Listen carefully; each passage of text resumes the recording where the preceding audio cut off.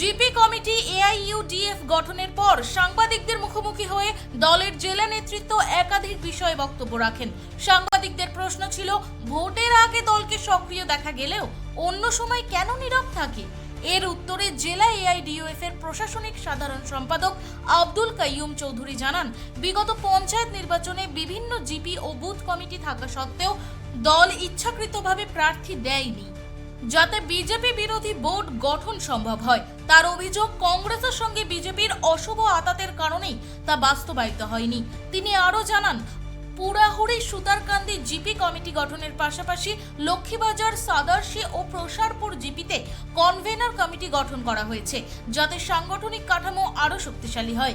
প্রার্থী প্রসঙ্গে প্রশ্ন উঠলে জেলা অতিরিক্ত প্রচার সচিব সেলিম আহমেদ বলেন, দলে একাধিক প্রার্থী প্রত্যাশী রয়েছেন এবং সময় এলে তা স্পষ্ট হবে। তার এই মন্তব্যের রাজনৈতিক মহলে নতুন করে আলোচনা শুরু হয়েছে। স্যার, মানে আগে আমরা শুনতে পাচ্ছি, মানে শুনলাম যে এমআইএম এর সঙ্গে এআইইউডিএফ এর যুক্তি, মানে একটা অ্যালায়েন্স হবে।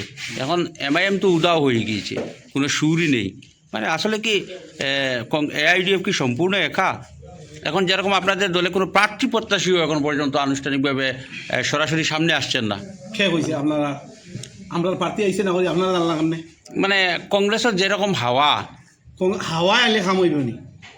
আমি তো হাওয়া দিলে কাজ হইব নি? হাওয়ায় তো খালি কাজ হইতো, হাওয়ায় তো বুট আসে না, হাওয়ায় বুট আসে না। আমরা প্রার্থী নাই করে শেষ হয়েছে, এটা অপপ্রচার চালাইছে। মানে সময় আসবে, দেখবে প্রার্থী, তখন টক্কর হবে, তখন বুধ পাইবে কত দানে কত চাউল। দক্ষিণ করিমগঞ্জে কোনো জায়গায় তো কোনো জনসংযোগের সভাও দেখা যায় না এআইইউডিএফ প্রার্থীর থেকে।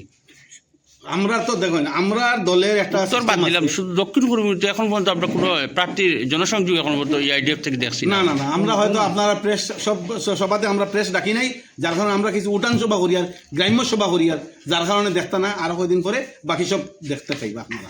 আমরা ডাকি না। আপনারা বর্তমানে এই দক্ষিণ করিমগঞ্জে কয়েকজন প্রার্থী?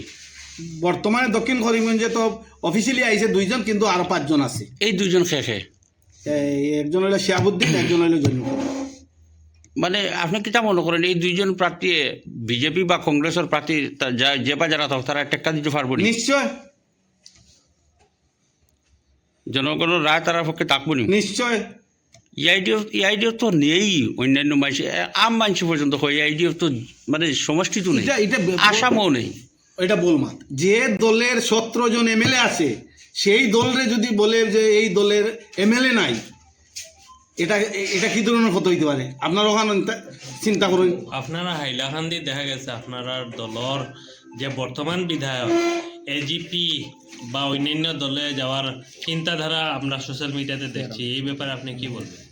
দেখুন, ওই যে চিন্তাধারা আমরা কাছে অফিসিয়াল তো নাই। দলের হাইলাকান্দির তো দলের তো সাসপেন্ডও আছে, আমাদের দলের, আমাদের সুপ্রিমো করছে, তার মানে তার তো নিঃস্বাধীন হয়ে গেছে যে কিছু করতে।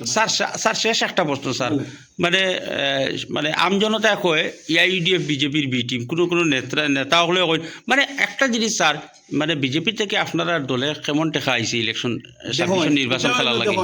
একটা দলে আর একটা দলের ডুবাইবার লাগিয়া বিভিন্ন ধরনের বিভ্রান্তিমূলক কথা হয়, কিন্তু আদৌ তো আপনারাও জানেন, যার মানে বহুত বিভিন্ন ধরনের বহুত কথা হইতে পারে। শাসক পক্ষ থেকে ফান্ড আই গেছে স্যার আপনারা? এই আচ্ছা, আপনি কই যাই, আপনাদের কোনো ফান্ড আসেনি? আপনাদের কোনো শাসক পক্ষ থেকে কোনো ফান্ড আসেনি? আপনারা হয়তো স্যার, আমরা তো সাংবাদিক, আমরা এটা তাহলে যদি একটা দলে দুইটা দল, দুইটা দলে এক দলে আরেক দলের সঙ্গে সমঝোতা যে জায়গাতে হয় না, ওই জায়গাতে ফান্ডের কথা এটা আন্দারি আপনারা যদি হইতে হইবেন। Bureau report, voice 365 Bangla.